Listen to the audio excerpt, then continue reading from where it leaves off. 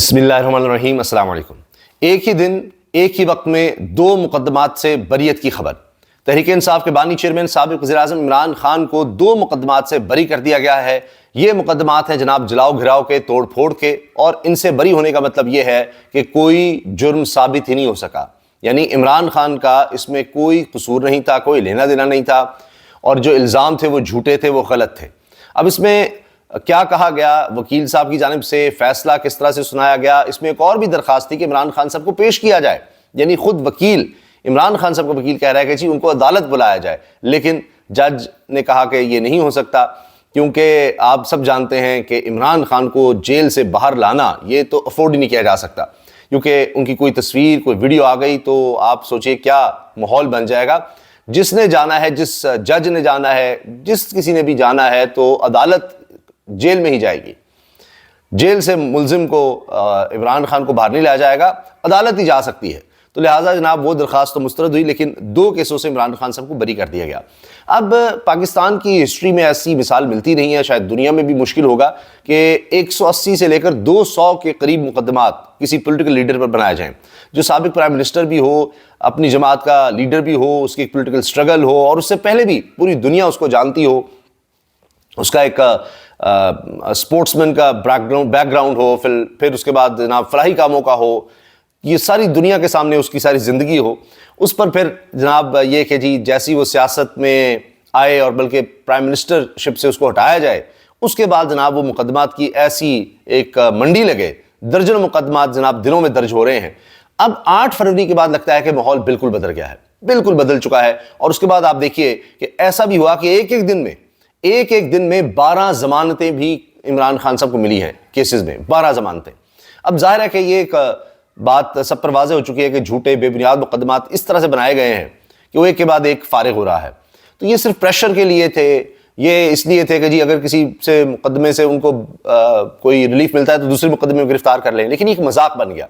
اتنے کیسز آپ سوچئے، 200 کے قریب کیس، اور یہ ایک بہت بڑی دلیل بن گیا تھا کہ سارے کیسز ہی جھوٹے ہیں، کیونکہ اگر کوئی ایک کیس بھی ایسا ہے کہ جو مضبوط کیس ہے، جو بنتا ہے، تو باقی کیسز آپ کو بنانے کی ضرورت نہیں پڑتی، پھر آپ کو پتہ ہے جی اسی میں سزا ہو جانی ہے۔ لیکن الیکشن سے پہلے، 8 فروری سے پہلے جس طرح دھڑا دھڑ سزائیں سنائی گئیں، سائفر میں، توشہ خانہ، پھر عدت کیس میں، وہ بھی الٹی پڑیں، تو 8 فروری پر لوگوں نے اپنا اس پر رد عمل دے دیا، اپنا فیصلہ سنا دیا، تحریک انصاف کو سب سے بڑی جماعت بنا دیا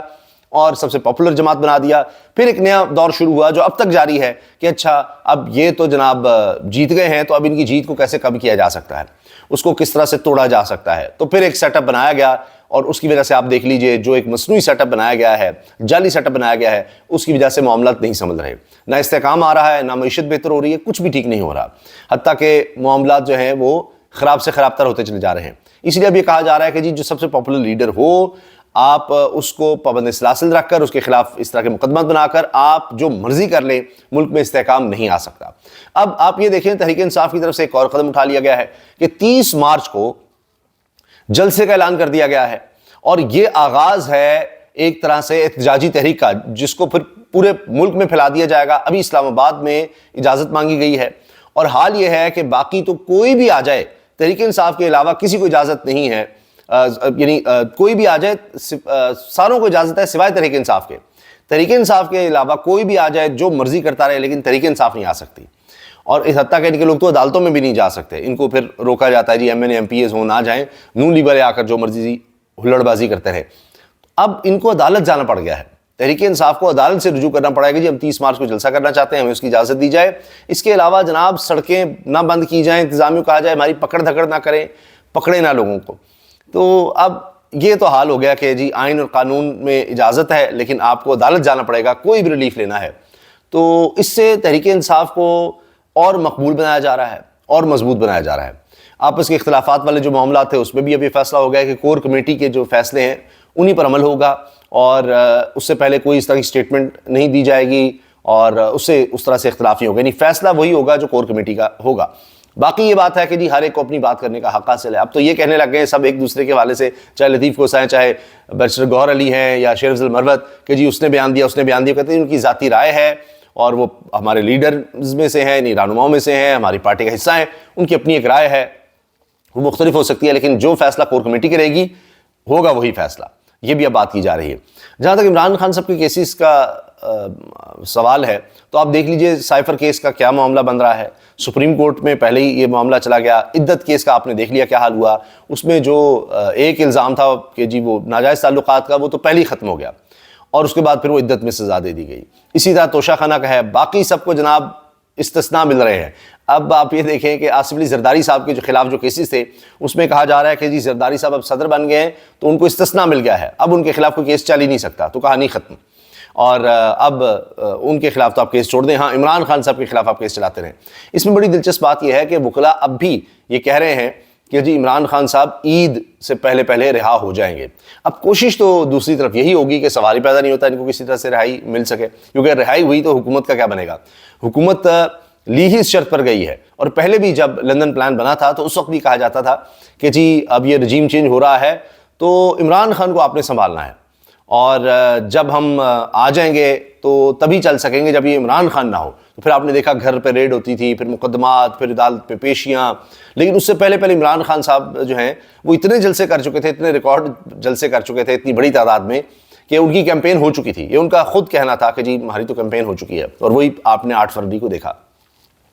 اب پھر وہی نظر آتا ہے، اب تو حال ہی ہو گیا، خواجہ آصف صاحب کہہ رہے ہیں کہ جی فیض حمید اور جنرل قمر جاوید باجوہ کے خلاف میں کارروائی کے لیے آگے بڑھوں گا۔ اب یہ دیکھیے یہ سارے معاملات ہو رہے ہیں۔ پہلے جناب انہی کے والے سے کہتے تھے، ان کو میں نے جی میسج کیا، کوئی کہتا تھی کال کی کہ جی میں ہار رہا ہوں، مجھے جتوایا جائے سیال کوٹ سے، اور پھر جس طرح سے وہ سارے معاملات ہوئے، اب یہ صورتحال ہے کہ جی اب انہی کے خلاف کہتے ہیں جی کارروائی بھی کریں گے۔ تو آپ سوچ لیجئے کہ کیا ہو رہا ہے۔ بہرحال اب دیکھیں آگے کیا ہوتا ہے۔ ایک اور خبر یہ آئی ہے کہ جی پرویز الہی صاحب جو ہیں وہ واش روم میں گر گئے تھے جیل میں، اور ان کو فریکچر ہو گیا ہے، اس لیے اب کہا جا رہا ہے جی ان کو عدالت بھی نہیں پیش کیا جا سکا۔ تو اب سوچئے ذرا کہ کن حالات میں اس طرح کے لوگوں کو رکھا جا رہا ہے، لیکن وہ پرویز الہی صاحب ابھی تک ڈٹے ہوئے ہیں۔ حیران کن بات ہے، نہ پریس کانفرنس کر رہے ہیں، نہ وہ پیچھے ہٹ رہے ہیں کہ جناب میں الیکشن میں نہیں لڑتا، اچھا چھوڑ دو، اور میں آ کے پریس کانفرنس کرتا ہوں عمران خان کے خلاف یہ جناب باتیں کرتا ہوں، وہ معاملہ بھی ہوتا نظر نہیں آ رہا۔ مقبولیت عمران خان کی اب اس طرح سے ہے جناب، اس پر میں نے پوسٹ بھی کیا ہے ایکس پر، کہ اب تو گاڑیوں پر لوگوں نے لکھوا دیا ہے 804 اب پتہ نہیں کہیں یہ گاڑی گزرے اور پولیس اسی کی گاڑی کی توڑ پھوڑ نہ شروع کر دے۔ اچھا، علیمہ خان صاحبہ نے کہا ہے کہ جی جب سلمان صفدر دلائل دے رہے تھے جج بھی حیران تھے کہ کتنا احمقانہ کیس ہے، عمران خان جیل میں ہے کیونکہ اس نے سازش کو بے نقاب کیا، اصل وجہ یہ ہے۔ اب آپ یہ دیکھیے کہ دوسری طرف اب جو لوگ اس وقت سزائیں کاٹ رہے ہیں ان میں سابق گورنر پنجاب عمر سرفراز چیمہ ہیں، اور انہوں نے کہا ہے کہ جیل کا ناقص کھانا کھا کر مجھے پتے کی بیماری لاحق ہو گئی ہے، میرے پتے کے آپریشن کا عدالت نے 6 ماہ پہلے حکم دیا تھا، ابھی تک میرے پتے کا آپریشن نہیں کروایا گیا۔ ان کے بازو میں بھی تکلیف کا بتایا جا رہا ہے۔ اور میں دیکھ رہا تھا کہ مطیع اللہ جان صاحب نے کہا ہے کہ جی اس وقت ملک میں جو بحران ہے اس کی وجہ قاضی فائز عیسیٰ اور ان کے متنازع اور مشکوک فیصلے ہیں۔ اب تو دھاندلی کے حوالے سے چیزیں کھل کر سامنے آ رہی ہیں، تاریخ ایسے فیصلوں کو یاد رکھے گی۔ اور وہ فیصلے جو مطیع اللہ جان صاحب جن کا حوالہ دے رہے ہیں اس میں سب سے اہم فیصلہ وہ کہہ رہے ہیں جو بلے کا نشان چھیننے کا ہے، وہ فیصلہ جو ہے اس نے ملک میں عدم استحکام پیدا کیا ہے۔ باقی جناب جو عمران خان صاحب کو بریت ملی ہے 2 مقدمات سے، وہ ہیں لانگ مارچ توڑ پھوڑ، اور یہ 2 مقدمات میں بری عمران خان صاحب۔ جوڈیشل مجسٹریٹ اسلام آباد نے بانی پی ٹی آئی کے لانگ مارچ توڑ پھوڑ کے 2 کیسز میں بریت کی درخواست منظور کر لی ہے۔ بری کا مطلب یہ کہ الزام ہی ثابت نہیں ہوا تو آپ بالکل آزاد ہیں، یا آپ ملزم ہی صحیح طرح نہیں ٹھہرایا گیا، یا آپ پر جو الزام تھے وہ جھوٹے تھے، غلط تھے۔ اچھا، بانی پی ٹی آئی کی بریت عدالت میں پیشی کی درخواست پر سماعت جوڈیشل مجسٹریٹ شائستہ کنڈی نے کی، اور انہوں نے جو تھا کہ جی عدالت میں پیش کیا جائے وہ انہوں نے منظور نہیں کی، البتہ جو بریت کی درخواست تھی وہ منظور کر لی، اور عمران خان صاحب کو 2 کیسز میں اب بریت کہیں